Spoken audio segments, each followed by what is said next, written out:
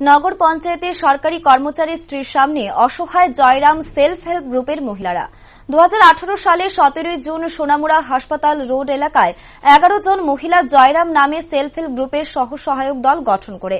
কিন্তু গত কয়েক মাস ধরে এই গ্রুপের কোষাধ্যক্ষ সুচিত্রা ঘোষ আরও 2 সদস্য দীপালি দাস ও রুনু ঘোষকে দূরে রেখে সব প্রকার কাজ করছে বলে অভিযোগ দলের সদস্যের।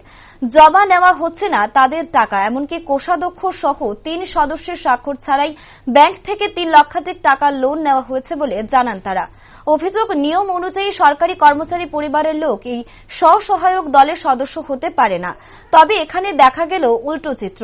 নগর পঞ্চায়েতের প্রথম সারির কর্মী রাধেশ্যাম সাহার স্ত্রী এই স্বসহায়ক দলের সম্পাদক বলে জানা যায়। এই ঘটনা নিয়ে অসহায় মহিলারা নগর পঞ্চায়েত মুখ্য আধিকারিকের নিকট চিঠি দিয়েও সহায়তা চাইলে সহায়তা পায়নি। অবশেষে বাধ্য হয়ে সংবাদ মাধ্যমে দ্বারস্থ হয় মুখ্যমন্ত্রীর নিকট।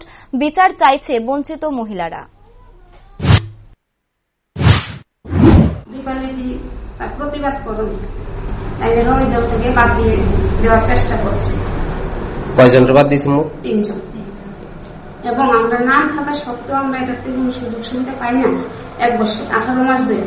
এবং অনুদিনই দেখা গেছে এই দলে 2টা গ্রুপ করতেছে, কিন্তু জয়রাম গ্রুপে হ্যাঁ নাম নাই, কিন্তু হ্যাঁ টাকা দিতেছে দিয়ে এই গ্রুপের সুযোগ সুবিধা বুক করতেছে।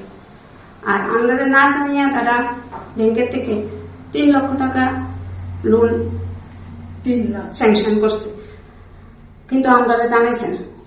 এবং আমরা রেজুলেশনের সই ছাড়া তারা ব্যাংকের সাথে লেনদেন করতেছে এবং বিনা নোটিশ ছাড়াই আমরা দল থেকে বাদ দিতে চাইতেছে। আপনাদের সই ছাড়া কিভাবে টাকা তুললো? এটা তারা রেজুলেশন নিচ্ছে, রেজুলেশনের খাতার মধ্যে আমরা খাতা কিভাবে সই দেয় এটা আমরা তো জানি না। যাই হোক, তারপরে আমি কেশিয়ার হওয়ার স্বার্থে আমি তাদের কাছে দোকানের হিসাব চাওয়ার পরিপ্রেক্ষিতে তারা আমাদের দল থেকে বাহির করার হুমকি দিছে। এবং কারা? কে? সেক্রেটারি, প্রেসিডেন্ট এবং ব্লকের যে সদস্য দিদিরা আছে তারা আমাদেরকে কোনো বলছে যে কোন রকম সুযোগ সুবিধা আমরা দিত না নগর পঞ্চায়েত থেকে।